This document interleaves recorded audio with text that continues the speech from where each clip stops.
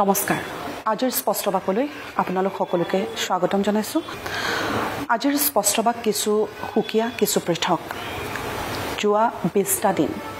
এই 20টা দিনত অসমৰ প্ৰত্যেকগৰাকী লোকেই প্ৰত্যেকগৰাকী অসমীয়াই এটা বাক্য এটা শব্দৰ পিছত লাগি আছে ন্যায় আজি 20টা দিন উকলি গ'ল ঈশ্বৰ পুত্ৰৰ মহাপ্ৰয়াণৰ মহানায়কৰ মহাপ্ৰস্থানৰ 20টা দিন উকলি গ'ল কিন্তু আজিও আমি সেই যুঁজৰ পৰা আঁতৰি আহিব পৰা নাই বা আমি শান্তিত শুব পৰা নাই মই এইখিনি মুহূৰ্তত আজি ষ্টুডিঅ'ৰ পৰা অকণমান ওলাই আহিছোঁ ঈশ্বৰ পুত্ৰৰ ঘৰত উকা এই শূন্য ঘৰখনত মই উপস্থিত আছোঁ মোৰ সৈতে উপস্থিত আছে অত্যন্ত শোকবিহ্বল অৱস্থাত থকা আমাৰ ইচ্ছা নাছিল আজিৰ অনুষ্ঠানটো তেখেতৰ সৈতে কৰাৰ কিন্তু এই ন্যায়ৰ যুঁজখনৰ তেওঁ এগৰাকী শক্তিশালী দাবীদাৰ পত্নী গৰিমা শইকীয়া গাৰ্গ মোৰ সৈতে উপস্থিত আছে মই অকণমান সময় তেখেতৰ সৈতে কথা পাতিম আৱেগিক কথাখিনি বাদ দি আমি ন্যায়ৰ কথাখিনি আজি আলোচনা কৰিবলৈ চেষ্টা কৰিম গৰিমাবু আজিৰ অনুষ্ঠানলৈ স্বাগতম জনাইছোঁ মই নাজানো অনুষ্ঠানটো কেনেকৈ আৰম্ভ কৰিম ক'ত আৰম্ভ কৰিম ক'ত শেষ কৰিম মনটো মোৰ যেনেধৰণে গধুৰ আপোনাৰো হয়তো কথা কোৱাৰ একেবাৰে ইচ্ছা নাই আপুনি আজি এটা কালিও পোষ্ট দিছে পৰহিও এটা পোষ্ট দিছে আপুনি কৈছে 20 দিন মই কেনেকৈ জীয়াই আছোঁ মই নাজানো আপুনি শুব পৰা নাই মই ন্যায়ৰে আৰম্ভ কৰিব বিচাৰিছোঁ এই ন্যায়ৰ যুঁজখনৰ আমি সকলো একোগৰাকী অংশীদাৰ তাৰ মাজত আপুনি এগৰাকী শক্তিশালী দাবীদাৰ আপোনাৰ পোষ্টতে সেই কথা ওলাই পৰিছে এতিয়া হেতুৱে আমাৰ সকলোৰে মন মগজুত মানে বুকুখনত এনেকুৱা একুৰা জুই আছে যে প্ৰথম দিনাৰ পৰা যে 20টা দিন পাৰ হ'ল কি হ'ল মোৰ মানুহজনৰ লগত আমি নাজানো মোৰ লগতে সমগ্ৰ অসমবাসী বা সমগ্ৰ বিশ্ববাসীয়ে যিসকলে জুবিনক জানে বা নাজানে এতিয়া জুবিনৰ নাম শুনিছে সকলোৰে এইটোৱে কথা যে কি হ'ল জুবিনৰ লগত কেনেকৈ তেওঁ এনেকৈ হঠাৎ মানে এনেকুৱা এটা খবৰ আমাৰ মাজলৈ আহিব লগা হ'ল তেওঁ এটা বাতৰি হ'ব লগা হ'ল আচৰিত কথা আজিও নাজানো 20টা দিন পাৰ হৈ গ'ল আৰু যিসকল লগত আছিল এইটো ইমান ডাঙৰ দীঘল মানে ইমান মেৰ পেছত সোমাবলগীয়া এটা বৃহৎ মানে এটা কেছ নাছিল কথা নাছিল সেইটো কথা আছিল তাত সাক্ষীদৰ্শী বহুকেইজন আছিল এজন দুজন নহয় বহুকেইজন আছিল আমাৰ নিজৰ টিমৰ মানুহ আছিল একেবাৰে যি লগত থকা আটাইকেইজন আপোনালোকৰ আপুনিও কৈছে বা আমিও আজি দীঘলীয়া সময় দেখিছোঁ যে একেবাৰে পৰিয়ালৰ সদস্যৰ দৰেই আছিল তেওঁলোক অভিভাৱকৰ দৰে আছিল তেওঁলোক নিজৰ ভাইটি ভণ্টি নিজৰ এটা পৰিয়ালৰ সদস্য এইসকল আছিল আমাৰ ছিংগাপুৰত থকা প্ৰবাসী অসমীয়াসকলৰ অসম এছ'চিয়েশ্যনৰ যিসকল সদস্য এটা হেৰিয়ত পাৰ্টিটোলৈ গৈছিল তেওঁলোক তাত আছিল গতিকে ইমানবোৰ নিজৰ মানুহ থাকোঁতে তাৰ মাজত ইমান অৱহেলিত হৈ এনেদৰে জুবিন গাৰ্গ এটা বাতৰি হ'ব লগা জুবিন গাৰ্গ নাই বুলি মই এতিয়াও ক'ব নোৱাৰোঁ মোৰ মানে বুকুখন কঁপি উঠে সেই মানুহজন কিন্তু আছে নাই মাজৰ এটা যুদ্ধত মই এতিয়াও যুঁজি আছোঁ মানে মই নিজে যদি নিজক বিশ্বাস দিছোঁ তেওঁ সৰ্বত্ৰ বিদ্যমান তেওঁ সকলোতে আছে মোৰ আত্মাৰ পৰা অন্তত তেওঁ আঁতৰি যাব নোৱাৰে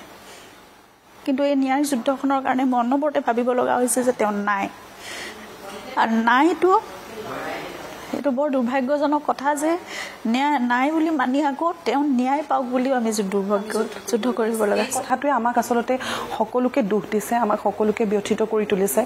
আজিৰ কথাখিনিত আপোনাক আমি আজৰি আনি আমি সংবাদ মাধ্যমৰ সন্মুখলৈ আপোনাক লৈ আহিবলগীয়া পৰিস্থিতিৰ উদ্ভৱ হৈছে যে আমি ন্যায়ৰ কাৰণে যুঁজ দিছোঁ আমি যোৱা কেইদিনত দেখিছোঁ খুব কথাবিলাক ৰাজনীতিকৰণ হৈছে ইজনে সিজনক আক্ৰমণ প্ৰত্যাক্ৰমণ হৈছে আঁতৰি গৈছে যেন আপোনাৰ অনুভৱ হৈছে একেবাৰে সকলোৰে হৈছে এইটো আমি দেখি থকা আমি সজ্ঞানে থকা সকলোৰে হৈছে এনেকুৱা ধৰণৰ অনুভৱ হৈছে নেকি আপোনাৰ যে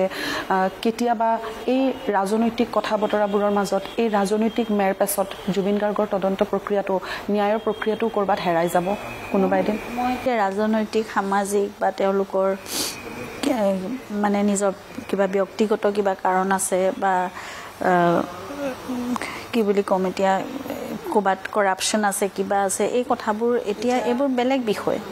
সেইবোৰ বিষয়ৰ ওপৰত তদন্ত, সেইবোৰ বিষয়ৰ ওপৰত আলোচনা, সেইবোৰ বিষয়ৰ ওপৰত যি হৈ থাকে। এতিয়া মূল বিষয়টো হৈছে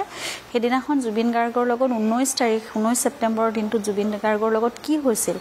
আৰু তাত থকা ব্যক্তিসকলে কি কৰিছিল, ইমান অৱহেলিত কিয় জুবিন গাৰ্গ হ'ব লগা হ'ল, আৰু তাত যদি কিবা কাৰোবাৰ অভিপ্ৰায় আছিল বা তাত কিবা তেনেকুৱা যিটো ক্ৰাইম তেনেকুৱা বুলি ক'ব পাৰি, তেনেকুৱা ধৰণৰ তেনেকুৱা ক্ৰাইমজনিত কিবা ঘটনা সংঘটিত হৈছিল, তেতিয়াহ'লে সেই কথাটো লাগে। আৰু যদি হৈছিল তেতিয়াহ'লে তাৰ পিছৰ পৰ্যায়ত সেই দোষীসকলে শাস্তি পাব। কি ধৰণৰ শাস্তি পাব আমিতো কম, কঠোৰৰ পৰা কঠোৰতম শাস্তি পাব। কিন্তু এতিয়া কথাটো হৈছে আমি বহুত আস্থাৰে, বহুত ধৈৰ্যৰে আমি গোটেই তদন্ত প্ৰক্ৰিয়াটোৰ সৈতে আমি আছোঁ। আমি সম্পূৰ্ণ আস্থাৰে আমি সহযোগিতা কৰিছোঁ, ৰৈ আছোঁ। অলপ ক্ষিপ্ৰতাৰে হ'লে ভাল হয়। আৰু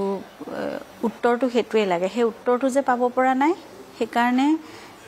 এখোজো মই আগবাঢ়িব পৰা নাই। শংকা হৈছে নেকি যে এই ন্যায়টো আমি পামনে কেতিয়াবা, বা ন্যায় প্ৰক্ৰিয়াটো কৰবা মনলৈ আহিছে? তথাপিতো থকা সময়ত আহিছে, তথাপিতো আস্থা আছে। তথাপিতো ন্যায় ব্যৱস্থাৰ ওপৰত আমাৰ আস্থা আছে। তথাপিতো তদন্তকাৰী সকলো বিষয়াৰ ওপৰত আমাৰ মানে ভাৰতীয় আইনৰ ওপৰত, সকলো ব্যৱস্থাৰ ওপৰত, এই গোটেই ছিষ্টেমটোৰ ওপৰত আস্থা আছে। সেইকাৰণে ভাবিছোঁ ফলাফল আহিব। আমি ধৈৰ্যৰে বাট চাইছোঁ। 20টা দিন পাৰ হ'ল, ৰৈছোঁ। কিন্তু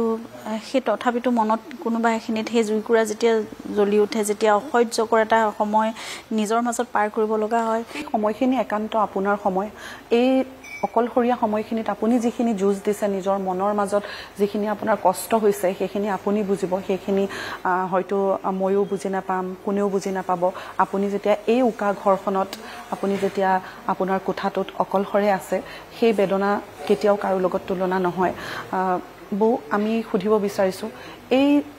কেইগৰাকী আমি অভিযুক্ত বুলিয়েই কৈছোঁ, যি কেইগৰাকীৰ নাম আমি বাৰে বাৰে উচ্চাৰণ কৰিছোঁ, তেওঁলোকে কিয় এই যে আমি যিখিনি ভিডিঅ' আমি দেখিলোঁ, সেই ভিডিঅ'খিনিতে আমি সাধাৰণ লোকসকলে দেখা ভিডিঅ'বোৰতে আমি দেখিছোঁ যে তেওঁলোকৰ নেগলিজেঞ্চিটো যে 100% আছিল, তাত প্ৰতিফলিত হৈছে। সিদ্ধাৰ্থে বাৰে বাৰে হাতেৰে ছিগনেল দিছে, বা বাকী কেইজনৰ আনন্দ ফূৰ্তিৰ সীমা নোহোৱা হৈছে, য'ত লাইফ জেকেট নিপিন্ধাকৈ জুবিন গাৰ্গ নামি গৈছে। গতিকে সেই পাৰ্টটোহে আচলতে ইনভেষ্টিগেশ্যনৰ আওতালৈ আহিব লাগে, বাকীখিনি কথা বাদ দি একেবাৰে আহিব লাগে। আৰু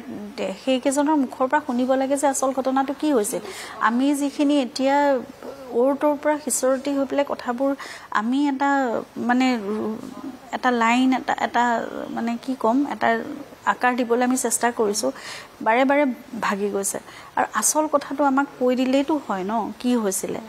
গতিকে সেই কথাখিনি সঁচাকৈ সঁচা কথাখিনি নকৈ কি, সকলোৱে মেৰ পেজ দি ইমান ইটো কথা সিটো কথা কৈ আছে। ভিতৰত থকা বাহিৰত থকা সকলোৱে, সেই 5জন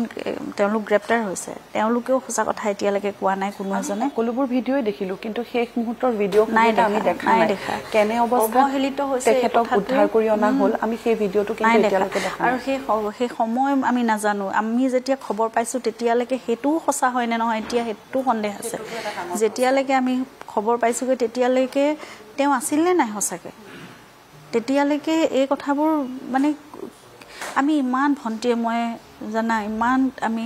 মানে কাকুতি মিনতি কৰিছোঁ যে আমাক এখন ফটো দেখুৱাওক। আমি ইয়াৰ পৰা প্ৰাৰ্থনা কৰিছোঁ, চিঞৰি মই মহামৃত্যুঞ্জয় জপ কৰিছোঁ। মই জানো জুবিনক 2টা উশাহ কেনেবাকৈ কোনোবাই ঘূৰাই দিব পাৰিলোঁ। আৰু মোৰ বিশ্বাস আছিল ছিংগাপুৰত ইমান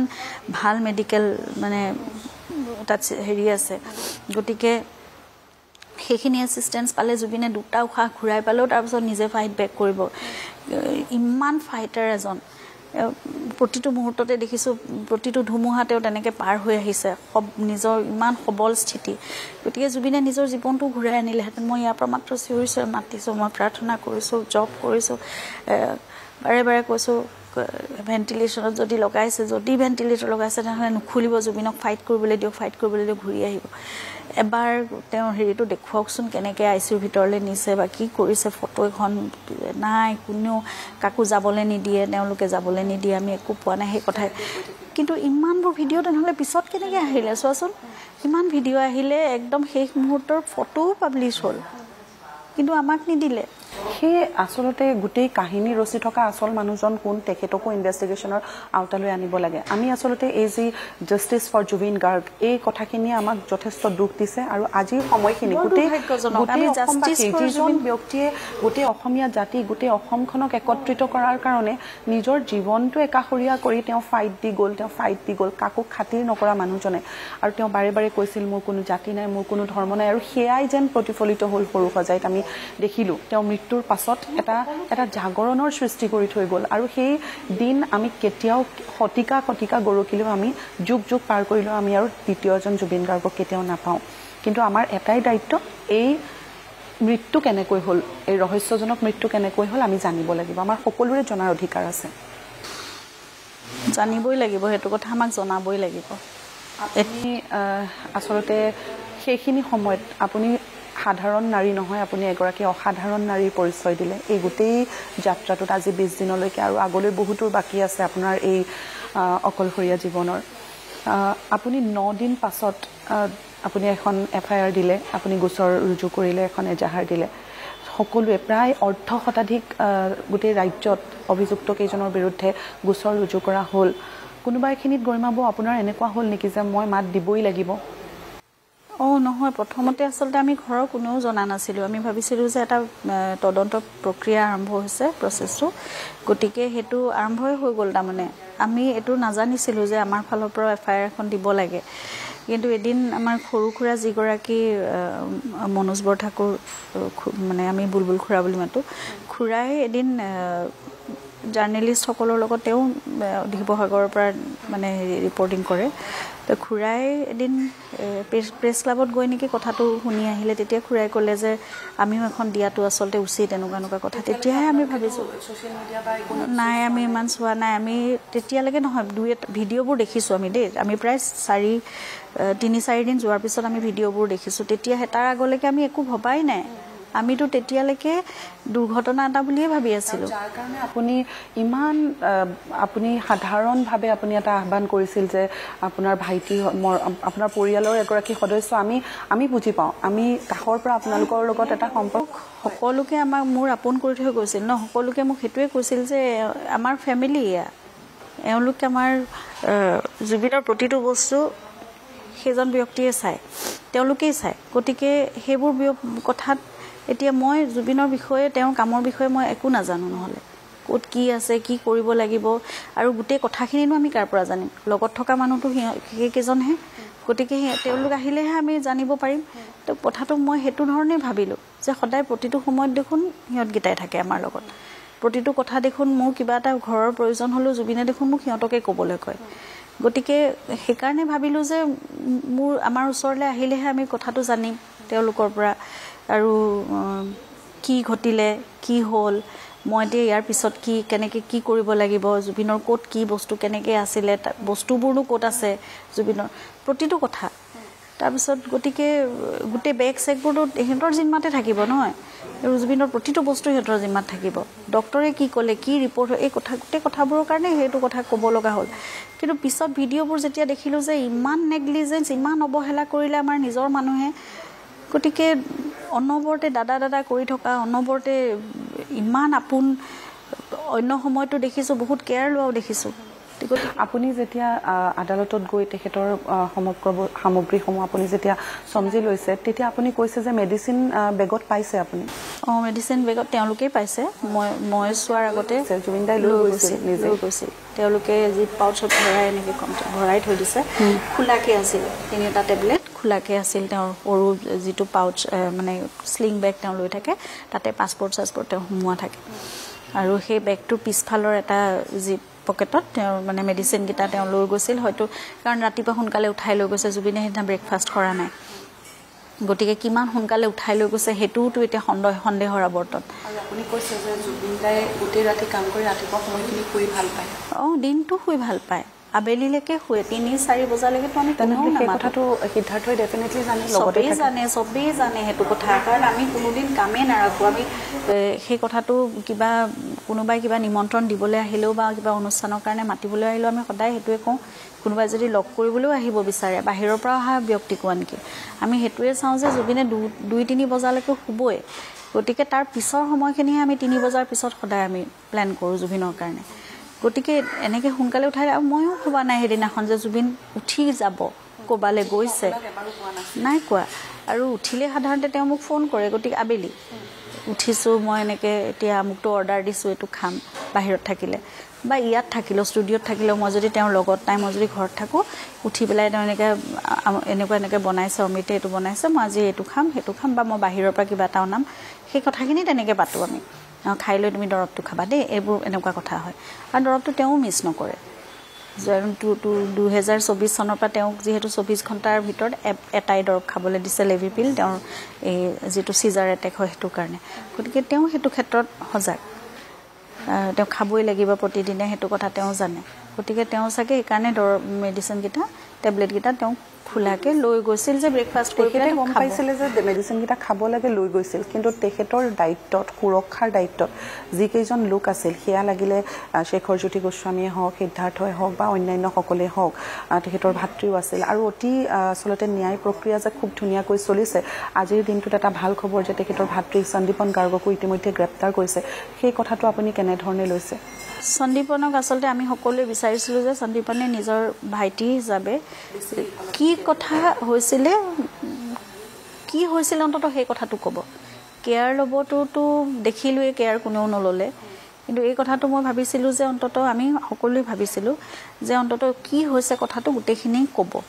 আজিৰ ষ্টেটমেণ্ট ল'বলৈহে তেওঁক হয়তো প্ৰথমতে মাতিছিলে তাৰপিছত গ্ৰেপ্তাৰ হোৱা খবৰ পাইছোঁ গতিকে হয়তো কিবা এটা বিসংগতি পাইছে ষ্টেটমেণ্টত আৰু গোটেইকেইজনে যিহেতু জিতি কৈ আছে কোনো কথাৰ মিল নাই আৰু এই গোটেইকেইজন তোমালোক সেই স্থানত আছা তোমালোক গোটেইকেইজন উপস্থিত আছা দেখিছা চাক্ষুষ প্ৰমাণ তোমালোক গোটেইকেইজনৰতো একেটাই ভাষ্য হ'ব লাগে ন তাত কি ঘটিছে সঁচা কথাটো যদি তোমালোকে কৈছা তোমালোকে কোনো সঁচা কোৱা নাই তাৰমানে এতিয়া এনেকুৱা হৈছে গৰিমাবৌ যে তদন্ত প্ৰক্ৰিয়াটো এটা ছাইডত গৈছে আৰু বাকী আনুষংগিক কথাবিলাকে যেন এতিয়া তদন্ত প্ৰক্ৰিয়াত এইটো সময়ত আমি আৰু এনেকুৱা ডিষ্ট্ৰেকশ্যনবোৰ আহিব নালাগে আৰু এই ডিষ্ট্ৰেকশ্যনবোৰত অন্য আমি যিসকলে ন্যায় বিচাৰি আছোঁ আমিও আচলতে ডিষ্ট্ৰেক্টেড হ'ব নালাগে আৰু ফ'কাছ সকলোৰে এটাই হ'ব লাগে সেইদিনা জুবিন গাৰ্গৰ লগত কি হৈছিল কেনেকৈ হৈছিল আৰু যদি কিবা হৈছিল তেতিয়াহ'লে সেই তাৰ শাস্তি কি হ'ব লাগে কেনেকৈ হ'ব লাগে সেইটোৱে কথা প্ৰথম কথাটো হৈছিল কি হৈছিল কিয় হৈছিল কেনেকৈ হৈছিল সেই কথাটো ওলাব লাগে আটাইতকৈ ডাঙৰ কথা যেতিয়া শেখৰজ্যোতি গোস্বামী উভতি আহিলে সংবাদ মাধ্যমৰ আগত বাৰে বিং কৰা কথা কিছুমান তেওঁ ক'বলৈ ধৰিলে আৰু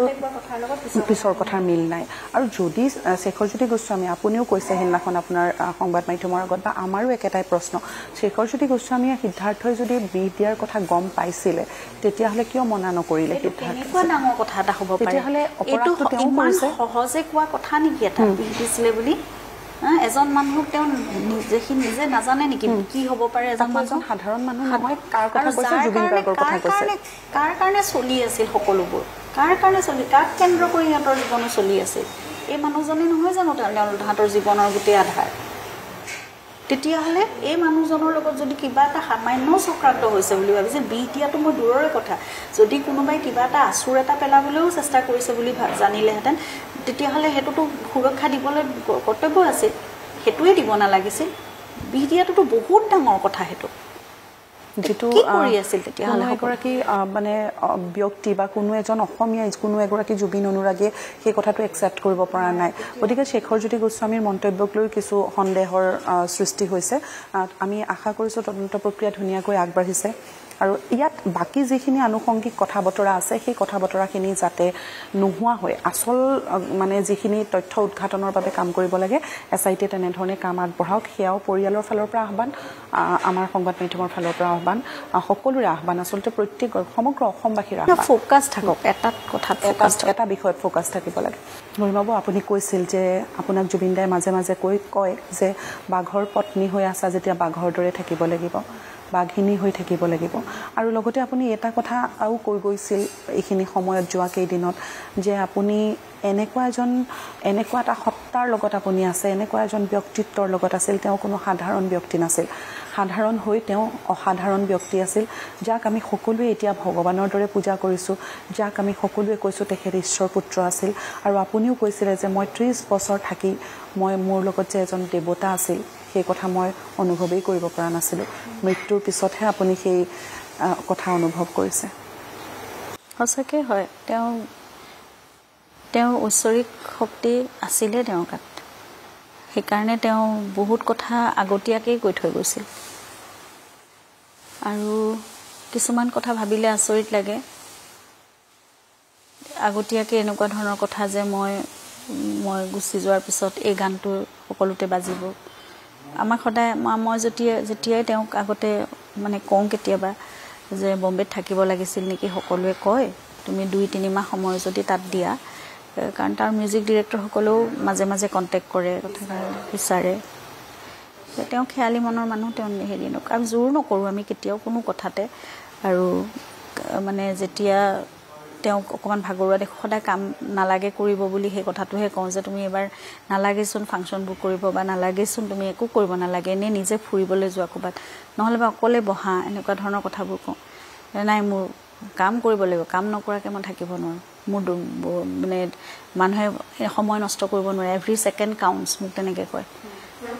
এই কথাবোৰে মোক এতিয়া ডিষ্টাৰ্ব কৰে কি কাৰণে তেওঁ ইমান দৌৰি আছিল কাৰণে আহিছিল তেওঁ চাগে কিবা মিছন লৈ আহিছিল কাৰণ এনেকুৱা আত্মাবোৰ এনেকুৱা ধৰণেই আহে এনেকুৱা ঐশ্বৰিক আত্মাসমূহ পৃথিৱীখনলৈ আহে নিজৰ কামখিনি সম্পূৰ্ণ কৰে সকলোকে বুজাই থৈ যায় আৰু যেতিয়া কোনোবা সমালোচনা বা বিতৰ্কৰ সন্মুখীন হয় মই যেতিয়া কওঁ যে তুমি এই কথাষাৰনো কেলে এনেকৈ ক'লা তেতিয়া কয় মোৰ কথা এতিয়া বুজি নাপাবা মোৰ কথা এতিয়া মানুহে বুজি নাপায় 10 বছৰৰ পিছত বুজিব 15 বছৰৰ পিছত বুজিব মোৰ কথা সেয়াই তেওঁৰ চাগে সময় নাছিল তেওঁ মাত্ৰ ক'ব লগাখিনি কৰিব লগাখিনি তেওঁ নিজৰ মতে নিজৰ সময়ত তেওঁ কৰিছে আৰু এতিয়া আমি লাহে লাহে বস্তুবোৰ অনুধাৱন কৰি গৈ আছোঁ তেওঁ এটা সময়ত কোনোবা এদিন মোক আজি প্ৰায় 1.5 মাহমান আগতে 1.5 মাহো চাগে হোৱাই নাই মই তেওঁৰ লগত গৈ ষ্টুডিঅ'ত আছোঁগৈ কোনো কথা নাই বতৰা নাই তেওঁ মোক সুধিছে তুমি মোক প্ৰতিটো ভুলৰ কাৰণে কেনেকৈ মাফ কৰা you forgive me for everything why কিয় কৰা কিছু কিয় বুলি কি কথা আছে গল্ডি কেতিয়াবা নিজৰ পতি পত্নীৰ মাজত হাজবেণ্ড ৱাইফৰ মাজত এনেকুৱা কিছুমান কেতিয়াবা তৰ্ক লাগিব পাৰে আৰ্গুমেণ্ট লাগিব পাৰে তুমি কেতিয়াবা মোক কিবা কথাত হয়তো কিবা এটা কৈছা ময়ো কেতিয়াবা কিবা কথাত কৈছোঁ আমাক কাজিয়া নালাগে তাৰমানে আৰু আমাৰ কোনো মান অভিমানবোৰ দীঘলীয়া কেতিয়াও নহয়েই আমি যিমান মোৰ 17 বছৰীয়া অভিজ্ঞতাত সংবাদ মাধ্যমত যেতিয়াৰ পৰা আপোনালোকৰ লগত এটা আত্মিক সম্পৰ্ক গঢ় লৈ উঠিছে সেয়া লাগিলে প্ৰফেশ্যনেল কামতেই হওক বা আনপ্ৰফেশ্যনেল কামতেই হওক যেতিয়াই দেখিছোঁ আপোনালোক দুইজনক খুব একাত্ম লগৰী হিচাপে লগ পাইছোঁ আপুনি যেতিয়া মোৰ অনুষ্ঠানলৈ যায় তেতিয়া বাহিৰত আপুনি মোক কয় জুবিন আহিছে বহি আছে মই তেতিয়া কওঁ জুবিন দাই লগ এৰাই নিদিয়ে নে আপোনাক ইমান দুইজন ইজনে সিজনৰ লগৰী আছিল আৰু প্ৰত্যেকটো অনুষ্ঠানত প্ৰত্যেকটো সময়ত আপুনি ইমান ছাঁটোৰ দৰে আছিল এই কথাখিনি হয়তো আপোনাক সদায় খুলি খুলি খাব যে সেই সময়ত আপুনি নোযোৱাটোৱে এটা ডাঙৰ ভুল হ'ল তেতিয়াই আমাৰ ঘৰত সেই সমস্যা দেখা দিলে মানে বহুত কিছুমান কথা আছে এতিয়া মই সেইবোৰ বস্তু ভাগৱত পাঠ কৰিও মোক বুজনি দিছিলে এইখিনি সময়ত মোক বুজাইছে বহুত ভকত বৈষ্ণৱসকল আহিছে তেওঁলোকে জ্ঞানী লোকসকলে কৈছে যে এনেকুৱাই নিয়তিৰ এনেকুৱা চলনা থাকে এনেকুৱা হয় তেনেকুৱা হয় তথাপিতো ক'ৰবাত চব বুজিও নুবুজা যে এটা বিবেকেও বুজে মগজুও বুজে মনটোৱে যে নুবুজে সেইটোৱে কথা সেইকেইদিনত যদি এইখিনি সমস্যা অকণমানো নাহিলে আৰু এনেকুৱা দিনো পাৰ হৈছে কেতিয়াবা মই যাব পৰা নাই ঘৰৰ বস্তুবোৰ মই সেটেল কৰোঁ সেইবোৰ সমস্যা মই কেতিয়াও জুবিনক জানিবলেই নিদিওঁ আনকি মই বা ভণ্টিয়ে বা আমি মিলি পেলাই আমি কৰি থওঁ তেনেকুৱাই এটা কাম সহজ কথা আছিল যে 3-4 দিনৰ কাৰণে জুবিন গৈছে 4 দিনৰ কাৰণে মাত্ৰ 17 তাৰিখে গৈছে 21 তাৰিখে ঘূৰি আহিব 22 তাৰিখৰ পৰা তেওঁৰ লগত মই থকাৰে কথা চিনেমাখন মুক্তিৰ দিনলৈকে বা পূজাৰ শ্ব' আছে তেওঁ সেইবোৰত মই ঘূৰিম তেওঁৰ লগত গতিকে এইবোৰ ঘৰখন চিজিল কৰোঁ অকণমান কেইটামান সৰু সৰু সমস্যা আহিছে সেইখিনি দেউতাৰ লগত বা বাকীখিনি ঘৰৰ মানুহৰ লগত এইবোৰ মিলাই থৈ যাওঁ কিন্তু সেই সময়টোতেই নিয়তিয়ে যে এনেকৈ আঁতৰাই নিব সেইটো কথা এবাৰলৈ কৈছিল নে মই যাম এবাৰ মোৰ যাবলৈ মই নগ'লে নহ'ব নহয় সেইখিনি সময়ত মই যাব পৰা নাছিলোঁ আপোনাৰ সম্পূৰ্ণ বিশ্বাস আছিল সিদ্ধাৰ্থ গৈছে শেখৰ গৈছে সন্দীপন গৈছে সম্পূৰ্ণ আটাইৰে ওপৰত বিশ্বাস আছিল নহয় জানো তাৰ আগেও বম্বে গৈ আহিছে নহয় অনুষ্ঠান কৰি আহিছে তাতকৈ মই আচলতে দেউতাৰ লগত কেয়াৰটেকাৰজনৰ মই ঠিক কৰিব লগা আছিল এনেকুৱা কেইটামান সৰু সৰু সমস্যা আছিল মই ভাবিছিলোঁ সেইখিনি ঠিক কৰি ল'লে তাৰপিছৰ সময়খিনি 1.5 মাহমান মই আৰু একো চিন্তা কৰিব নালাগে মই জুবিনৰ লগত ঘূৰি ফুৰিম তেনেকৈ বিহুৰ আগতো মই কৰি লওঁ কাৰণ বেছি সময় থাকিব লগা হয় গতিকে সেই বস্তুবোৰ তেনেকৈ ভাবি ঘৰত ঠিক কৰিবলৈ থাকি গৈছিলোঁ। এই কথাবোৰ বহু আটাইতকৈ আজি যে আমি আলোচনা কৰিবলগীয়া, যাৰ কথা পাতি আছোঁ, নিজৰ মানুহৰ কথা পাতিছোঁ, যাৰ কাৰণে ন্যায় বিচাৰিছোঁ, যিজন মানুহ আমাৰ অভিভাৱক আছিল, আমাৰ অসমীয়া জাতিৰ আমাৰ শাসক আছিল, আচল শাসক তেওঁহে আছিল, যিগৰাকী শাসকে আমাক ভুল শুদ্ধ আঙুলিয়াই দেখুৱাইছিল, যিগৰাকী শাসকে শাসন ব্যৱস্থাৰ বিৰুদ্ধে মাত দিছিল বা প্ৰতিটো ন্যায় অন্যায়ৰ কথাৰ তেওঁৰ যুঁজ দিছিল। গতিকে অভিভাৱকহীন হৈ পৰিছে গোটেই অসমীয়া জাতি। তেওঁ যিটো ভুল বুলি ভাবিছিল সেই মুহূৰ্ততে কৈছিল। তেওঁ চিন্তা ভাৱনা কৰি বেলেগ ধৰণেৰে তেওঁ কথা ক'ব, সেইবোৰ বস্তু তেওঁ নাজানিছিল। কোনো আৱৰণ নাছিল। তেওঁ ইমান চিধা আছিল, চাফা আছিল, সৰল আছিল। তেওঁ প্ৰতিটো কথা যেতিয়াই যি দেখিছিল এইটো ভুল যেন লাগিছে তেওঁ চিধা কৈছিল। আৰু যাক যেতিয়া দেখিছিল যে কামটো ভাল হৈছে তেতিয়া তেওঁ লগে লগে প্ৰশংসা কৰিছিল। যেতিয়াই দেখিছিল যে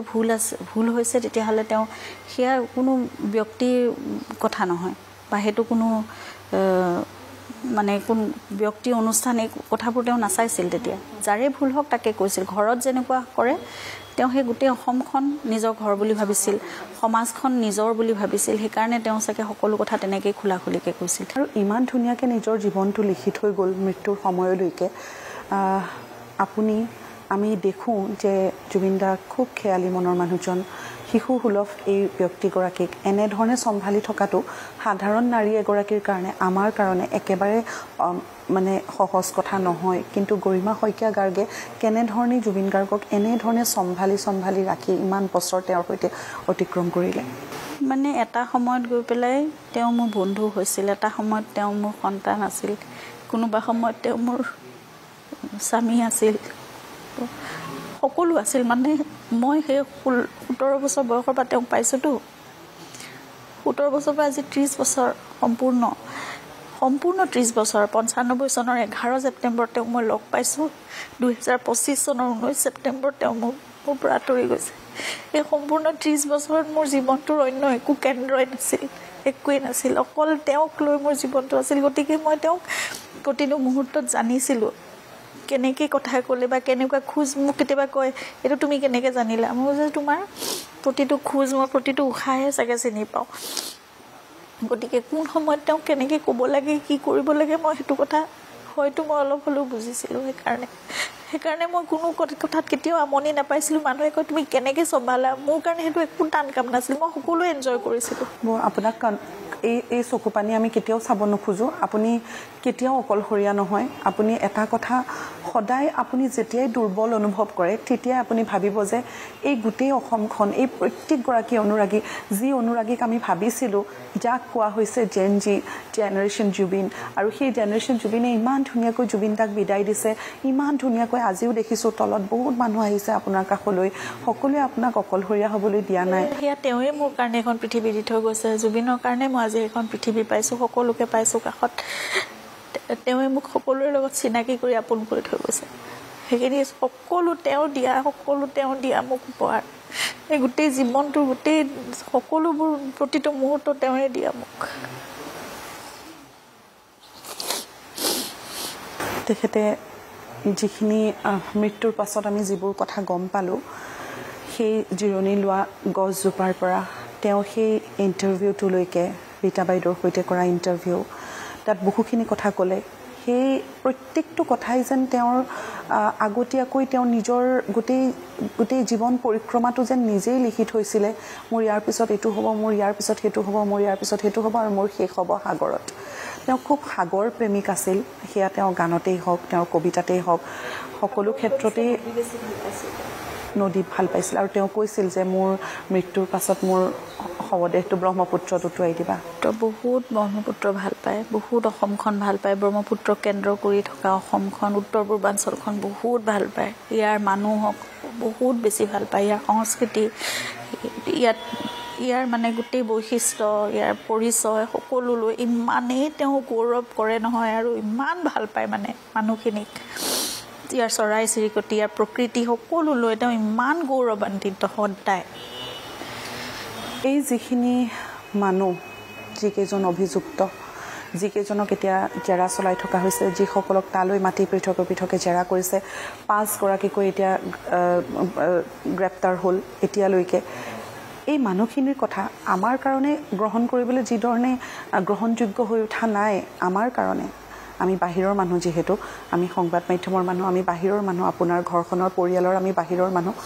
আমাৰ কাৰণেই সহজ হোৱা নাই তেওঁলোকে এনেকুৱা কাম এটা কৰিব পাৰে বুলি, বা যাৰ কথা আমি আলোচনা কৰি আছোঁ আপোনাৰ কাৰণে চাগে আৰু বেছি কঠিন হৈছে।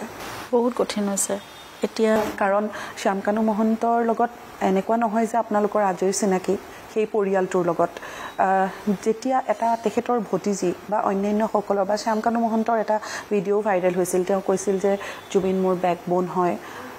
জুবিন মোৰ জাষ্ট এটা ব্যৱসায়ৰ এটা আহিলা, কমোডিটি হয়, এনেকুৱা ধৰণৰ শব্দ ব্যৱহাৰ কৰিছিল। তেওঁৰ ভতিজাকে এটা পোষ্ট কৰিছিল। গতিকে এনেকুৱা ধৰণৰ কথাবিলাকো হৈ আছে বুলি আমি নাজানিছিলোঁ বা হয়তো আপুনিও নাজানিছিল। কিন্তু এই দীঘলীয়া সময়খিনিত আপোনাৰ কেতিয়াবা অনুভৱ হৈছিল নেকি যে জুবিন দাক বেছি অলপ জিৰণিৰ প্ৰয়োজন, মানুহখিনিয়ে জুবিন দাক অলপ লৈ লৈ লৈ লৈ? সেইটোতো হয়, জুবিনক হৈছিল। বহুতবাৰ জুবিনক কৈছিলোঁ যে তুমি সকলোৰে কথা নুশুনিবা, নিজৰ মতে নিজৰ যিটো ভাল লাগে সেইটো কৰিবা, তোমাৰ মনেৰে যিটো তুমি নিবিচাৰা জোৰ কৰি একো নকৰিবা। কাৰণ সেই কথাটোৱে বহুত মানুহক, মই নিজেও জানো সেইটো বস্তু, মোৰ নিজৰ মনে যেতিয়া নকয় মই সেই কামটো মই কৰিবলৈ জোৰ কৰি কৰিলে তাৰমানে নিজৰ মন বহুত ভাগৰ লাগে, শৰীৰো ভাগৰুৱা হৈ যায়, মনো ভাগৰুৱা হৈ যায়। মই সেইটো কথাই কওঁ, তুমি বহুত কৰিলা, ইমান মানুহে এটা জীৱনকালত ইমানখিনি নকৰে, তোমাৰ এইটো বয়সত তুমি বহুত কৰিলা, গতিকে ইয়াৰ পিছত যদি তুমি একো নকৰাও মানুহে ক'বলগীয়া নাই। কিন্তু তুমি বহি বহিও তোমাৰ, যিহেতু তোমাৰ ইমান ডাইভাৰ্চিফাইড মানুহজন, যে তুমি যদি বহি পেলাই নিজৰ মনেৰে কীবৰ্ডখনকে ধৰি কিবা এটা সুৰ কৰিলা, তোমাৰ তেতিয়াও ভাল লাগিব। বা তুমি একো নকৰি যদি ক'ৰবাত কোনো, যিহেতু জনগোষ্ঠীয় লোকসকল ভাল পায় নতুন নতুন ঠাইবোৰ, উত্তৰ পূৰ্বাঞ্চলৰ সকলো ঠাই ঘূৰি ভাল পায়, তুমি যদি তেনেকুৱা এটা ভিতৰুৱা অঞ্চললৈ গৈ পেলাই কোনোবা এটা জনগোষ্ঠীৰ লগত, কোনোবা এখন ঠাইত গৈ পেলাই তুমি, বা গাঁও এখনতে পুৰণা গীত মাতবোৰকে শুনি তুমি যদি সেইখিনিকে গোটোৱা বা কিবা এটা কৰা, এনেই আৰু এইবোৰ মই কওঁ, তেতিয়াও তোমাৰ ভাল লাগিব। এনেই বহি থাকাগেচোন, যোৱা বৰশীকে টোপাই থাকাগে, যোৱা বৰশী বাই ভাল পায়, গাড়ীত লৈ ফুৰে সেইবোৰ বস্তু, আমি সেইবোৰকে কৰোঁ। বা মই গ'লে যদি তুমি মোৰ কোম্পানীটো এনজয় নকৰা, কাক লৈ গ'লে ভাল হয়, তুমি তেনেকেই যোৱা। ভাবেও তেওঁ, নভবা নহয় সেইবোৰ কথা, এনেকুৱা কৰিম, কিন্তু তাগিদা, সদায় তাগিদা থাকে, সদায় কিবা থাকে। তাৰপিছত নাই ৰ'বা এইখিনি কৰি লওঁ, এইখিনি কৰি লৈ পেলাই মোৰ বহুত গান জমা হৈছে, মোৰ আজি বহুত এনেকুৱা হৈছে, এতিয়া এইখিনি সময়ত এইটো থিয়েটাৰৰ সময়, এইখিনি সময়ত এইটো চিনেমাৰ সময়, এইটো আমুকৰ সময়, এইখিনি কৰি লওঁ তাৰপিছত যাম। শেহতীয়াকৈ জুবিন দাক সৰু সুৰা কিছুমান কামতো লৈ ফুৰা হৈছিল নেকি? ধৰক কিছুমান সৰু কাম, ক'ৰবাত কিবা ইনাগুৰেশ্যনেই হওক, ক'ৰবাত কিবা সৰু ফিটা কটা কামেই হওক, এনেকুৱা কিছুমান সৰু সুৰা কামতো জুবিন দাৰ মেনেজমেণ্টৰ ফালৰ পৰা জুবিন দাক লৈ ফুৰা হৈছিল নেকি? প্লেন কৰি এইবোৰতো কৰি ফুৰে, এইবোৰ কৰে। আপুনি আৰু এটা কথা কৈছিল যে জুবিন দাৰ যিটো LLP বা জুবিন দাৰ যিখিনি মেনেজমেণ্টৰ কাম কৰি আছিল, তাৰ যিখিনি মালিকী স্বত্ব, তাত যে সিদ্ধাৰ্থ আৰু যে অন্যান্য সকলৰো যে মালিকী স্বত্ব আছিল, আপুনি গম পোৱা নাছিল? মই নাজানিছিলোঁ, নাই মই নাজানিছিলোঁ, মই মানে এইটোও নাজানিছিলোঁ আচলতে কোনো চ'ল অ'নাৰ হ'ব নোৱাৰে বুলি। এতিয়া যিহেতু সকলো মানে এইটো চেষ্টা কৰিছে যে মোৰ নামলৈ আহিব লাগে, তেতিয়াও গম পাইছোঁ যে এইটো চ'ল অ'নাৰ কোনো হ'ব নোৱাৰে, কোনোবা দুজন হয়তো পাৰ্টনাৰ হ'ব লাগে। এতিয়া ভণ্টি আৰু মোৰ কথা আমি ভাবিছোঁ, কিন্তু তেনেকুৱাই কথা। মানে মই তেতিয়া ভাবিছিলোঁ যে জুবিন গাৰ্গ মিউজিকেল LLP মানে সেইটো জুবিন গাৰ্গৰে, আৰু মই তেনেকেই ভাবিছিলোঁ। মই এইবোৰ নাজানো কি পাৰ্চেণ্টেজত কি আছিল, কি কথা। এতিয়াহে লাহে লাহে বস্তুবোৰ মোৰ আগলৈ আহিছে আৰু মই শিকিবলৈ লৈছোঁ। আচলতে বহুত কথাত মই একোৱেই নাজানিলোঁ। ফিনেন্সিয়েল কথা বতৰাখিনিত আপুনি আঁতৰতে আছে? মই সদায় আঁতৰত আছিলোঁ, মই একেবাৰে নাজানিছিলোঁ কেনেকৈ এগ্ৰিমেণ্ট হয়, কি কৰে তেওঁৰ মানে অন্য অনুষ্ঠানবোৰতো বা যিকোনো কথাতে, বা তেওঁ কিমান এটা গানত কেনেকৈ কি লয়, মই সেইবোৰ বস্তু মই নাজানিছিলোঁ। আৰু মই মোক সোমালেও তেওঁ বৰ ভাল নাপাইছিল, গতিকে মই আঁতৰিয়ে থাকিছিলোঁ তেনেকুৱা কথাত। কিন্তু প্ৰতিটো প্ৰজেক্টত তেওঁ মোক লগত লৈ থাকিছিল কাম কৰিবলৈ, প্ৰায় মানে ধৰা ডাঙৰ চিনেমা এখন হওক বা এটা মিউজিক ভিডিঅ' তেওঁ যেনিবা কৰিবলৈ লৈছে, তেতিয়া মোৰ লগত কনচেপ্টটোও ডিছকাছ কৰে, কয়। বা আপোনাৰ কিবা আমি দেখোঁ, আপোনাৰ যেতিয়া ব্যক্তিগত কিবা কাম থাকে, আপোনাৰ ৰিলেটেড কাম, তেতিয়াও জুবিন দা কিন্তু আপোনাৰ কাষতেই থাকে। থাকে। মই যদি এতিয়া মানে চিনেমা এখনৰ শ্বুটিঙত আছোঁ, মোৰ লোকেশ্যন বেলেগ, মই 1-1.5 মাহৰ কাৰণে গৈছোঁ, তেওঁ তালৈ এবাৰ বা দুবাৰ হ'লেও তেওঁ যাবই। আৰু তেওঁৰ কাম তেনেকুৱা দীঘলীয়া কাম থাকিলেও মই তেওঁৰ ছেটত গৈ মই থাকোঁগৈ। মইতো প্ৰায়ে তেওঁৰ লগত থাকোঁৱে প্ৰায়, গতিকে তেওঁ যায় তেনেকৈ। আৰু সেইটো মোৰ ইউনিটৰ মানুহেও ভাল পায়, জুবিন গাৰ্গৰ উপস্থিতি এটা শুভেচ্ছা দি থৈ আহে বা তেওঁলোকে কাম চাই আহে, কিবা এটা নিজৰ পৰা কেতিয়াবা তেওঁলোকে জনায়ো, কেতিয়াবা নিজৰ পৰা কিবা এটা পৰামৰ্শ বা যি নহওক কিবা ছাজেশ্যন এটাও দিয়ে। তাৰপিছত কৈ থৈও আহে কিবা লাগিলে মোক ক'বা, মই থাকিম লগত। গতিকে সেইখিনি সহযোগ পালেতো সকলোৱে ভাল পাব জুবিন গাৰ্গৰ পৰা। সেই আচলতে দেখি থকা মানুহজনৰ আমি আঁৰৰ কথা দেখি থকা মানুহজনৰ বিপৰীত আচলতে ছবিখন আপোনাৰ লগত আমি দেখিবলৈ পাওঁ, যিসকল অত্যন্ত ওচৰৰ পৰা আছিল আপোনালোকৰ লগত। দেখিছা মই যে কিবা এটা পূজাৰ অনুষ্ঠানে কিবা কৰি থাকোঁতে তেওঁ যে গৈ পেলাই বাহিৰত বহি আছে, মই তেতিয়া নিজেই কৈছোঁ যে জুবিন দা এই পূজাৰ সময়ত বাহিৰত বহি আছে, আপোনাক এৰি নিদিয়ে তাৰমানে অকলে। তেনেকুৱাই আছিল তেওঁ। আমাৰ দুজনৰ মাজত মানে সেই এইটো নকৈও মোক যে মই গৈ আছোঁ দেই তালৈ, ক'ত আছা বুলি মোক সুধিলে, মই যে NK TVত মোৰ এনেকুৱা এটা অনুষ্ঠান আছে এনেকুৱা এটা। আচ্ছা আচ্ছা, মোক তেতিয়া কোৱাও নাই যে মই গৈ আছোঁ বুলি। মই এফালে আছিলোঁ এনেকৈ কৈছে আৰু মই এইখিনিতে গণেশগুৰিৰ ওচৰতে আছিলোঁ, গৈ পেলাই সোমালেগৈ গৈ পেলাই। তেনেকুৱা মানে আচলতে এই 30টা বছৰ আপোনালোক দুইজনৰ ইমান অন্তৰংগ আপোনালোক লগৰী আছিল, ইজনে সিজনক এৰি একো কথাই ভাবিব পৰা নাছিল। গতিকে সময়খিনি খুব কঠিন হ'ব আমি গম পাইছোঁ। সেই সময়খিনি ষ্ট্ৰাগলখিনি আপুনি অকলেই কৰিব লাগিব। সেই কথা এতিয়া তেওঁৰ অবিহনে একো ভাবিবই নোৱাৰোঁ প্ৰতিটো কথা। আপুনি সাহসী নাৰী, আপুনি সেয়া পৰিচয় দিছে যোৱা 20টা দিনত। জুবিন দা নশ্বৰ দেহ সন্মুখত লৈ আপুনি যেতিয়া লাখ লাখ জনতাক আপুনি সান্তনা দিছে, আপুনি নিজেও কান্দিছে। উপস্থিতিয়ে আচলতে অনুভৱ কৰি আছিলোঁ, এতিয়াও কৰি থাকোঁ, সেইটোৱে মোক শক্তি দিয়ে। কিন্তু যেতিয়া এই ন্যায়ৰ কথাটো আহে নহয়, মোক একদম ভাঙি পেলায়। ন্যায়ৰ কাৰণে তেওঁ নাই কাৰণে এই নাই কথাটো মই আচলতে অনুভৱ কৰি থাকিব নিবিচাৰোঁ, একেবাৰে নিবিচাৰোঁ। তেওঁ মোৰ লগত থাকিবই লাগিব নগৰতে, নহ'লে মই কেনেকৈ থাকিম। ন্যায় প্ৰক্ৰিয়া আৰম্ভ হৈছে, তদন্ত প্ৰক্ৰিয়া অব্যাহত আছে। আমি চৰকাৰৰ যিখিনি পদক্ষেপ CID SITয়ে যেনেধৰণে তদন্ত প্ৰক্ৰিয়া অব্যাহত ৰাখিছে, আমি আস্থা ৰাখিছোঁ, বিশ্বাস ৰাখিছোঁ। মই বিৰতিলৈ যাম, কিন্তু তাৰ পূৰ্বে চমুকৈ সুধিব বিচাৰিছোঁ আৰু এটা কথা।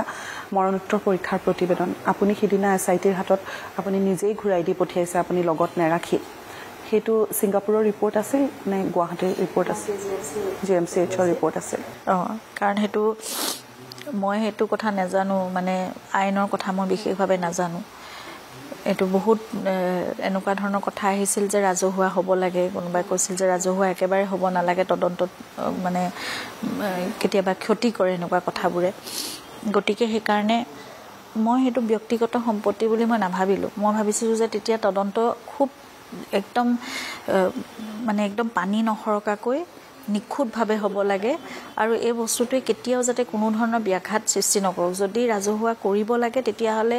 আৰু ৰাইজে জানিব বিচাৰে, তেতিয়াহ'লে তেওঁলোকৰ হাতৰ পৰা ৰাইজৰ মানুহ আছিল, ৰাইজৰ কাৰণে আপুনি এৰি দিছে, আৰু বিচাৰ প্ৰক্ৰিয়াটো ৰাইজে বিচাৰিছে, আৰু ৰাইজৰ লগত পত্নী গৰিমা শইকীয়া গাৰ্গ আছে। গৰিমাবু, এতিয়া আহিছোঁ ৰৈ ৰৈ বিনালে। এই ৰৈ ৰৈ বিনালে আমি যিমানেই শুনিছিলোঁ, যিমানে কাম আগবাঢ়ি আছিল, জুবিনদাৰ এখন নতুন ছবি আহি আছে ৰৈ ৰৈ বিনালে, কিন্তু এতিয়া ছবিখন মুক্তিৰ কাৰণে আপোনালোকে কাম আগবঢ়াইছে, কিন্তু এই ৰৈ ৰৈ বিনালেতো যেন জুবিনদাই ভাবি থৈয়ে গৈছিল, ভবা ধৰণে কৈছিল, আৰু সকলোকে যেন ৰৈ ৰৈ বিনাবলৈ যেন তেওঁ এই উপহাৰটো আমাক দি থৈ গ'ল। ছবিখনৰ কাম কিমান আগবাঢ়িছে এতিয়া? ছবিখনৰ কামটো তেওঁ শ্বুটিঙৰ কামখিনিতো তেওঁ শেষ কৰিছে, সংগীতৰ কাম শেষ, বেকগ্ৰাউণ্ড মিউজিক তেওঁ কৰিবলৈ নাপালে, কৰিম বুলি ভাবিছিলেহে। বেকগ্ৰাউণ্ড মিউজিক লৈ পেলাইও বহুত প্লেনিং আছিলে, প্ৰতিটো পাৰ্ট তেওঁ শ্বুটিং কৰোঁতেও তেনেকৈ কৰি গৈছিলে যে এইখিনি মিউজিক এনেকৈ হ'ব। গতিকে সেই বস্তুবোৰ মানে বৰ কষ্টকৰ। এতিয়া শ্বুটিং কৰোঁতেও শ্বটটো ৰাজেশে ডাইৰেকশ্যন কৰিছে, যিহেতু ৰাজেশ ভূঞা, তেওঁ কৈছে মই মিউজিকেলি এইখিনি বস্তু এনেকৈ কৰিম, গতিকে সেই বস্তুটো এনেকৈ প্লেন কৰিলে ভাল হ'ব। গতিকে শ্বট ডিজাইনবোৰো তেনেকেই কৰা হৈছিল মিউজিকৰ লগত, আৰু এখন যিহেতু সম্পূৰ্ণ মিউজিকেল ছবি এখন, গতিকে বেকগ্ৰাউণ্ড মিউজিকটো নহ'ল। কিন্তু এতিয়া পৰাণে কৰি আছে, পৰাণ বৰকটকী, পৰাণে বহুত ধুনীয়া কৰিছে, 3টা ৰিল হৈ গ'ল। কালি শেষৰটো দৃশ্যগ্ৰহণ হৈছিলে শেষৰটো মানে জুবিনে চিনেমাখনৰ লাইন আপটো চাইছিলে চাওঁতে অকণমান জয় কাশ্যপৰ কিবা অকণমান লাগিব বুলি নিজে অনুভৱ কৰিলে সেইকাৰণে এইটো পেটছ আৰু সৰু পেটছ দুটামান শ্বট ৰয়েল গ্লোবেলতে আমি কৰি থৈ দিম তাত মানে লুকটো ভাল এনেকৈ বুলি ভাবি পেলাই এইটো জুবিনদাৰ ইচ্ছা আছিল ৰয়েল গ্লোবেলত নিজৰ ইচ্ছা আছিল তেওঁ তাৰে ষ্টুডেণ্ট লৈ কৰিম বুলি ষ্টুডেণ্টখিনি পাই যাম আৰু সেইটো কথাই ভাবিছিল যে আমি ক্ৰাউড গোটাব নালাগে তাতে পাই যাম সহজে হৈ যাব এদিনৰ ভিতৰতে এবেলাৰ ভিতৰতে কৰিব পাৰিম সেই কথাটো তেনেকৈ ঠিক কৰা হৈছিল আৰু আমি ভাবিছিলোঁ যে 21 তাৰিখে তেওঁ ঘূৰি অহাৰ পিছত আকৌ লাইন আপ চাই লৈ বেকগ্ৰাউণ্ড ষ্টাৰ্ট কৰিব আমি 23-24 তাৰিখ মানে এই কামটো কৰিম তেনেকুৱা ধৰণৰ আমাৰ এটা প্লেনিং আছিলে মানে তেওঁ ঘূৰি অহাৰ পিছত কৰাৰ কিন্তু গোটেই কথাবোৰতো খেলি মেলিয়ে হৈ গ'ল তাৰপিছততো কাম স্থগিত হৈ থাকিল কিন্তু সকলোৱে আমি এইটো কথাই বিচাৰিলোঁ যে নহয় জুবিনে আগতেও দেখিছোঁ প্ৰতিটো জীৱনৰ প্ৰতিটো তেওঁৰ সংঘাতৰ মুহূৰ্তত তেওঁ অকল কামেৰে নিজক স্থিতপ্ৰজ্ঞ কৰি ৰাখিছিল তেওঁ নিজক মানে স্থিৰ কৰি ৰাখিবলৈ তেওঁ কামৰে সহায় লৈছিল সদায় আৰু তেওঁ সদায় সেইটো কথাই কৈছিল যে কেতিয়াও ৰ'ব নালাগে মানে কামটো জীৱনৰ প্ৰতিটো ছেকেণ্ড খুব ইম্পৰ্টেণ্ট যিখিনি কাম কৰিব লগা আছে যিটো ভাব মানে এতিয়া তেওঁৰ মাতৃ বিয়োগ যেতিয়া হৈছিল মাক যেতিয়া হেৰুৱাইছিল আমি 2000 চনত তাৰপিছত তেওঁ লগে লগে পাখিৰ কামত ধৰিছিল মাৰ মৃত্যুকো তেওঁ সৃষ্টিৰে তেওঁ নিজৰ দুখ প্ৰকাশ কৰিছিল নিজৰ যিখিনি প্ৰশ্ন আছিল যি ক্ষোভ আছিল বা ভগৱানৰ প্ৰতি যি মানে তোমাৰ কেনেকুৱা বিচাৰ আমি এনেকৈ ভগৱানৰ ওচৰত তেওঁ নিজৰ সৃষ্টিৰে গোটেইখিনি শৈশৱকো তেওঁ তেনেকৈ ৰোমন্থন কৰিছিল মাকৰ কথাও তেনেকৈ ৰোমন্থন কৰিছিল বা ভণ্টি যেতিয়া হেৰাই জংকীক হেৰুৱাব লগা হ'ল তেতিয়াও তেওঁ শিশু এলবামটো কৰিলে গতিকে প্ৰতিটো মুহূৰ্তত তেওঁক মই তেনেকৈয়ে দেখিছোঁ আৰু সকলোৱে তেতিয়া সেইটোৱে ক'লে যে হেঁপাহৰ কামটো 31 তাৰিখৰ কামটো আমি ৰখাই নথওঁ আৰু যিহেতু শেষৰটো কাম তেওঁ আমিতো শেষৰটো কাম বুলি নাভাবোঁ তেওঁ কামটো চলাই গৈ থাকিম আমি চলি গৈ থাকিব কিন্তু এইখন খুব তেওঁৰ মানে হৃদয়ৰ খুব কাষৰ এটা কাম আপোন কাম এই ৰৈ ৰৈ বিনালেৰ আমি যিমানটো গম পাইছোঁ খুব দীঘলীয়া এটা তেওঁৰ পৰিকল্পনা দীঘলীয়া এটা সপোন তেওঁৰ সেই সপোনটো সেইকাৰণে আশাটো তেওঁৰ মানে আমি ৰখাব বিচৰা নাই আমি তাত এটা স্থবিৰতা আনিব বিচৰা নাই এটা কথা খুব চৰ্চা হৈ আছে যে ৰৈ ৰৈ বিনালেত জুবিনদাৰ আচল কণ্ঠটো থাকিবনে নাই পিছত আমি পৰিচালক ৰাজেশ ভূঞাই ক'লে যে আচল কণ্ঠটোৱে আমি লেপেল লগাই থৈছিলোঁ মানে হেৰি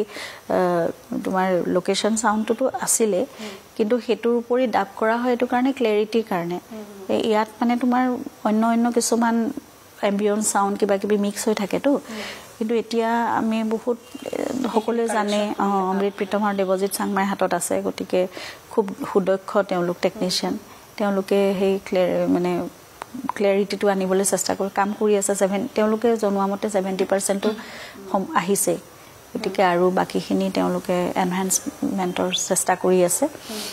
গতিকে আহি যাব বুলি আমাক কৈছে এই আজিৰ দিনটোত আৰু এটা খবৰ খুব বেছি চৰ্চিত হৈছে ৰাজেশ ভূঞাই ইতিমধ্যে কৈছে যে যিকেইজন বিতৰ্কিত অভিযুক্তৰ তাত দৃশ্যগ্ৰহণ লোৱা আছিল বা চৰিত্ৰ আছিল তাত তেওঁলোকে ৰূপায়ণ কৰিছিল অভিনয় কৰিছিল সেইসমূহ কাটি পেলোৱা হৈছে সেইখিনি কথা আজি আমি আলোচনা কৰি থিৰাং কৰিলোঁ যে কালি গান এটা আমি ৰিলিজ কৰিছিলোঁ তাত সন্মুখতেই দেখা গৈছে আৰম্ভণিতেই সেই শেখৰ আছিল কাৰো আমাৰ চাবলৈ মন নাছিল কাৰো নহয় মানে কোনো দৰ্শকেও বিচৰা নাইহে আমি কোনেও বিচৰা নাই গতিকে এইবোৰ মই অপশক্তি বুলিয়ে কৈছোঁ কোনো থাকিব নালাগে জুবিনৰ ইমান মৰমৰ কাম এটাত আৰু যিসকলে তেওঁলোকতো নিজৰ বুলিয়ে জুবিনে সকলোকে লৈছিল ন তই এইটো কৰ ধেমালিকে মানে এইটো সৰু কেৰেক্টাৰ তই থাকিবি ইয়াত আমুক কৰিবি তই এনেকৈ কৰিবি সেইবোৰ সকলো চৰিত্ৰায়ন জুবিনৰ সকলো ডিজাইনিং তেওঁৰ গতিকে সেইমতে তেওঁ আছিল অমৃত প্ৰভাই ভাল নাচে বুলি অমৃত প্ৰভাক মেইন যিটো ৰৈ ৰৈ বিনালে গানটোত দলটোত নচোৱা হৈছিল এতিয়া আমি সেইবোৰ ৰাখিব বিচৰা নাই সেইগৰাকী অমৃত প্ৰভাইতো শেহতীয়া যিখন ছবি ভাইমন্দা তাত তাৰ এৰা এৰি গীতটোত তাই প্ৰথম চিনেমাৰ প্ৰথম গীত ক'ৰ পৰানো তেওঁ তাই মানে ক'বলৈ গ'লে সেই প্ৰতিষ্ঠা বা স্বীকৃতিটো লাভ কৰিলে কাৰ কাৰণে কৰিলে দায়িত্ব আছে কাৰ কাৰণে কৰিলে আৰু আজি কি কথা কৈছে আৰু সেইগৰাকী অমৃত প্ৰভাই প্ৰথম অৱস্থাত সংবাদ মাধ্যমৰ আগত ইমান সাধাৰণকৈ কথাবোৰ কৈছিল যে তেওঁ একোৱেই নাজানে কিন্তু একো নজনা যুৱতীগৰাকীয়ে এতিয়া যিসমূহ কথা কৈছে সেই কথাবোৰ আমি এতিয়া শুনিব নোখোজো বা আমি আলোচনা কৰিব নোখোজো আলোচনাৰ বিষয়ে নহয় আচলতে তেনেকুৱা কথা শুনিবই না আচলতে কিয় তেওঁলোকে গোটেই বস্তুটো অন্য পথৰে লৈ যাব বিচাৰিছে অভিযুক্তসকলৰ কথাই কৈছো কাৰণ বাৰে বাৰে ভাষ্য সলনি কৰিছে এগৰাকীৰ লগত সিগৰাকীৰ মিল নাই কথা বতৰাবিলাকৰ গতিকে সেই কথাখিনিয়ে আৰু বেছি ৰহস্যঘন কৰি তুলিছে এই আচলতে 19 তাৰিখৰ ঘটনাটো আমি কালৰ বুকুত যে কিছুমান কথা হেৰাই যায় কেতিয়াও হেৰাই নাযাব সদায় এই কথাখিনিয়ে আমাক দহি দহি খাব আচলতে কেনেধৰণে আমি জুবিনদাক হেৰুৱালো পৰিমাবু জুবিনদাৰ আৰু কি সপোন আছিল কৰিবলগীয়া কি কাম তেওঁ আপোনাৰ লগত আলোচনা কৰিছিল বহুত আছিল জুবিনৰ প্ৰতিটো দিনতে তেওঁৰ মানে কিবা নহয় কিবা থাকেই তেওঁ মানে ইমান কল্পনা পৰিকল্পনা অনবৰতে এতিয়া আমাৰ উত্তৰ পূৰ্বাঞ্চলৰ সকলো জাতি জনগোষ্ঠীসকলক ইমান ভাল পায় ইয়াৰ সাংস্কৃতিক দিশটো লৈ পেলাই বা ইয়াৰ সকলো তেওঁৰ মানে তোমাৰ খাদ্যাভাসেই হওক আমাৰ বস্ত্ৰ সম্ভাৰেই হওক বা সকলো বস্তু মানে গীত মাত বাদ্যযন্ত্ৰ সকলোকে লৈ সেইবোৰ সকলো বস্তু লৈ কাম কৰাৰ ইচ্ছা আৰু যেতিয়া বেকগ্ৰাউণ্ড মিউজিকৰ কাম কৰে বা এটা গান কৰে নিজাববীয়াকৈ এটা গান কৰে তেতিয়াতো তোমাৰ লোকসংগীতৰ সুৰ বা তাৰ বৈশিষ্ট্য কিবা এটা লৈ তেওঁ কৰিবলৈ চেষ্টা কৰে লোকবাদ্য তেওঁ ব্যৱহাৰ কৰে তেনেকৈ এই কামবোৰ কৰিবলৈ নতুন প্ৰজন্মক লৈ তেওঁৰ বহুত সপোন আছিল নতুন প্ৰজন্মই মানে কৰ্মমুখী হওক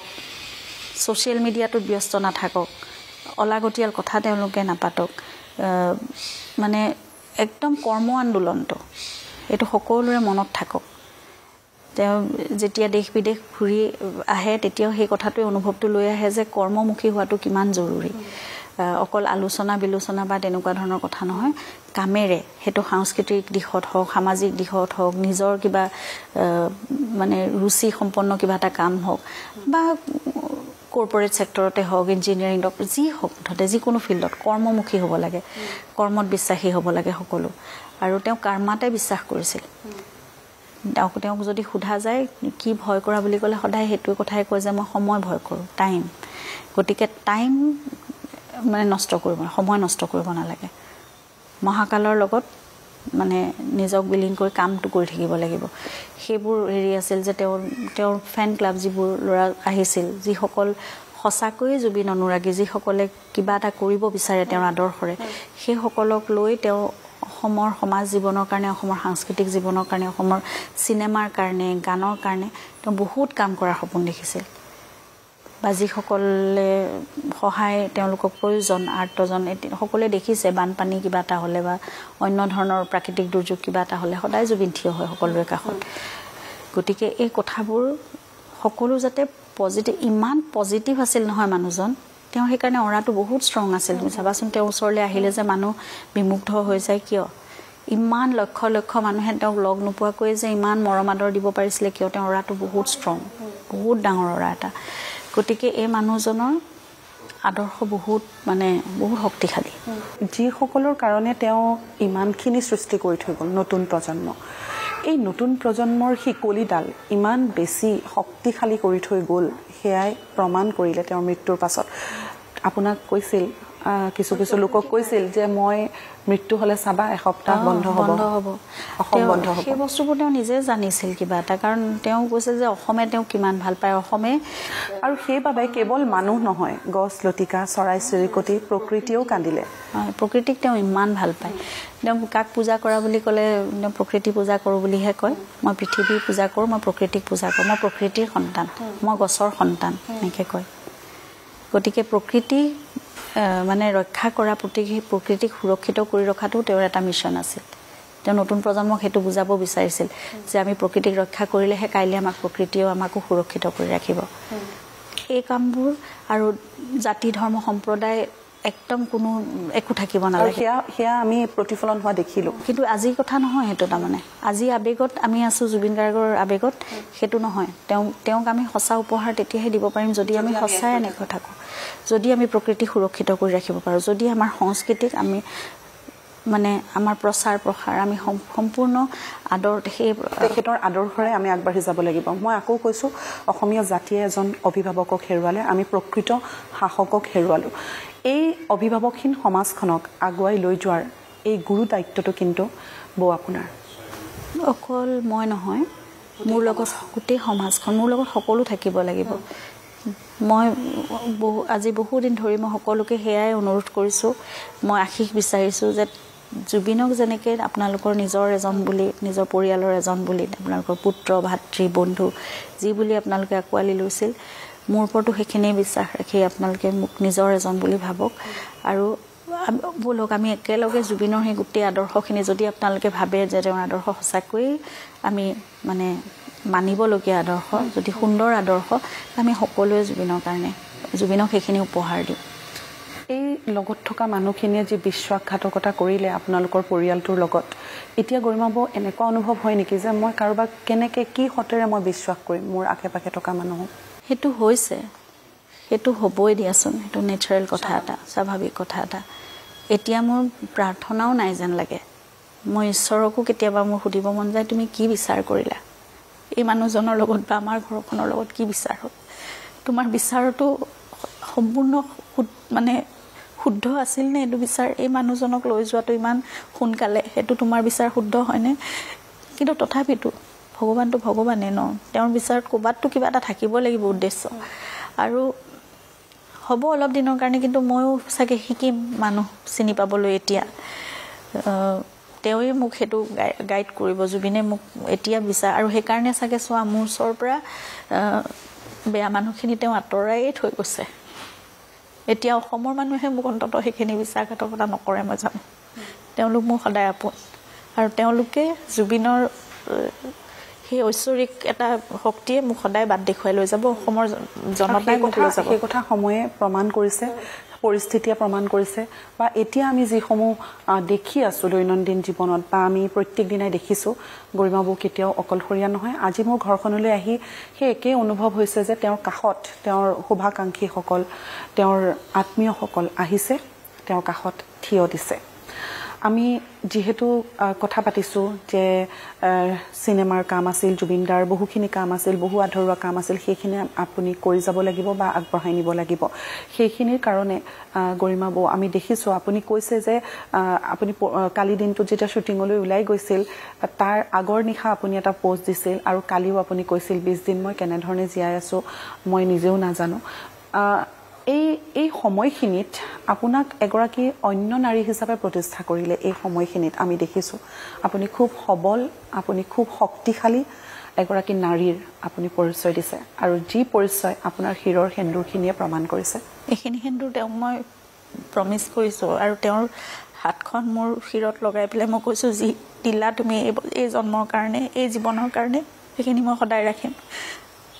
পিছৰবাৰ লগ পাই আকৌ নতুনকৈ লোৱালৈকে এইখিনি মোৰ শিৰত সদায় সজীৱ হৈ থাকিব, সদায় থাকিব সজীৱ হৈ।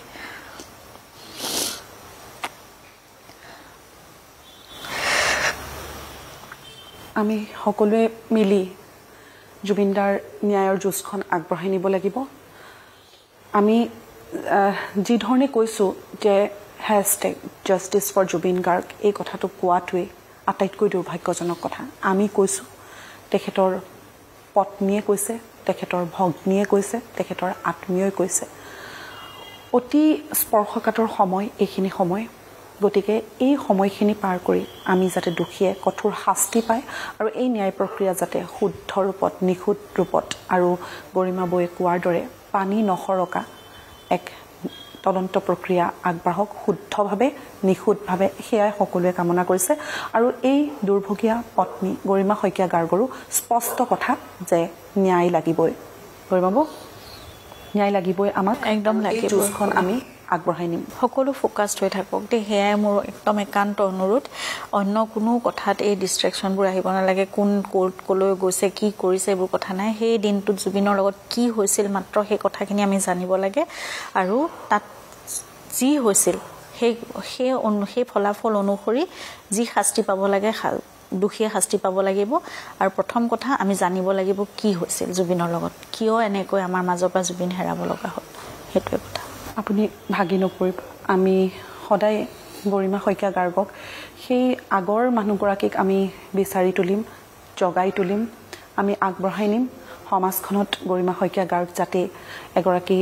যেনেধৰণে জুবিনদাৰ সপোন আছিল, জুবিনদাৰ আশা আছিল, গৰিমা বড়ো আশা আছিল, তেওঁ নিজৰ এটা আইডেণ্টিটি হওক আৰু নিজে এটা প্ৰতিষ্ঠা লাভ কৰিবলৈ সক্ষম হওক আৰু সেই হাঁহিমুখীয়া বৌজনীক আমি যাতে আকৌ ঘূৰাই পাওঁ অতি সোনকালে আৰু এই ন্যায়ৰ যুঁজখনত আমি যাতে সফল হওঁ, আমি যাতে জয়ী হওঁ। বহুত বহুত ধন্যবাদ থাকিল। আপোনাৰ সুস্বাস্থ্য কামনা কৰিলোঁ। আপোনাৰ জিৰণিৰ সময়, গতিকে সকলোখিনি বাদ দি অকণমান সময় আপুনি জিৰণিও ল'ব। ভালদৰে আপুনি শুবলৈ চেষ্টা কৰক, কাৰণ তেখেতে ওপৰৰ পৰা আমাক চাই আছে শান্তিৰে। আমি তেওঁৰ ন্যায়ৰ যুঁজখন কিন্তু বহুত দীঘলীয়াকৈ আগবঢ়াই নিব লাগিব। তাৰ কাৰণে আপুনি শক্তিশালী হৈ থাকিব লাগিব। বহুত বহুত ধন্যবাদ থাকিল। আজিৰ স্পষ্টভাগ ইমানতে শেষ হৈছে। ষ্টুডিঅ'ৰ পৰা মই মস্ফিকাই বিদায় লৈছোঁ। ধন্যবাদ।